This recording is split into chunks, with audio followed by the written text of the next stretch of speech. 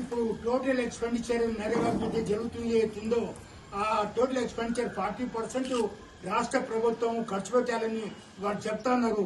చాలా స్కీమ్లో ఇప్పుడు రాష్ట్ర ప్రభుత్వం పైసలు లేకుండా ఫండ్ లేకుండా బంద్ చేయడం జరుగుతోంది. పని తగ్గించడానికి ప్రయత్నం చేస్తున్నారు. ఈ 40% స్టేట్ గవర్నమెంట్ పెట్టుకోమంటే వాళ్ళు పెట్టుకునే పరిస్థితి లేరు. బడ్జెట్ ఉండదు. దానివల్ల వర్కర్స్ సఫర్ అవుతారు. ఎవరైతే ఇప్పుడు నరేగా ఇలా పనిచేస్తుండో వాళ్ళందరూ కూడా సఫర్ అవుతారు. వాళ్లకు పని రోజులు ఇదివరకే తక్కువనే అంటే ఇంకా తక్కువ అయిపోతాయి. దీనివల్ల వర్కర్లు చాలా సఫర్ అవుతారు. వాళ్ళ కష్టాలు ఇంకా పెరుగుతాయి. దీనివల్ల స్కీమ్స్ పూర్తిగా నడవకుండా ఆగిపోవడానికి కూడా అవకాశం ఉంది. ఇది కేంద్ర ప్రభుత్వం చేస్తున్న అన్యాయము. దీనివల్ల జరిగే కార్మికులు లక్షలాది మందికి కార్మిక లోకానికి ఎంతో అన్యాయం జరుగుతూ ఉంది. దీన్ని మరి మన అంతా కూడా ఎదుర్కోవాల్సిన అవసరం ఉంది. అన్ని ట్రేడ్ యూనియన్ వాళ్ళు దీన్ని ఖండన చేస్తున్నాము. ఆల్ ఇండియాలో కూడా దీనిపైన ఒక ఇనిషియేషన్ చేయాలి.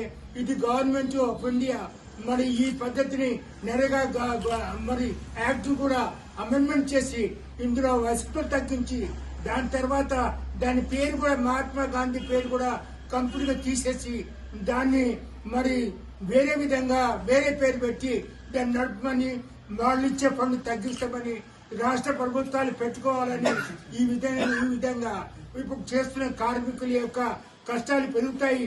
దీనివల్ల వాళ్ళ పనిచేసే రోజులు తగ్గిపోతాయి. రాష్ట్ర ప్రభుత్వం డబ్బులు ఇవ్వకపోతే పనిచేసే రోజులు తగ్గిపోతే దానివల్ల కార్మికులు సఫర్ అవుతారు. చాలా మంది అవస్థల పాలవుతారు. తిండి లేకుండా కష్టపడుతున్నటువంటి వాళ్ళు గ్రామీణ క్షేత్రంలో మరి ఉద్యోగాలు లేకుండా మరి ఏదో ఈ పనుల మీద నడుస్తుందో ఇటువంటి వాళ్ళందరినీ కూడా కాపాడవలసిన బాధ్యత మన పైన ముందని మేము మనవి చేస్తున్నాము. అందువల్ల ఈ స్కీము సరైనది కాదు. ఈ బిల్లును వాపసు తీసుకోవాలి. పాత దాంట్లో ఇంకా ఇంప్లిమెంట్ చేయాలి. ఫండ్ను పూర్తిగా కేంద్ర ప్రభుత్వమే మరి భరించాలి అనే మాట మనం డిమాండ్ చేస్తున్నాం ఐఎన్టీ నుంచి అని మీకు మనవి చేస్తున్నాను.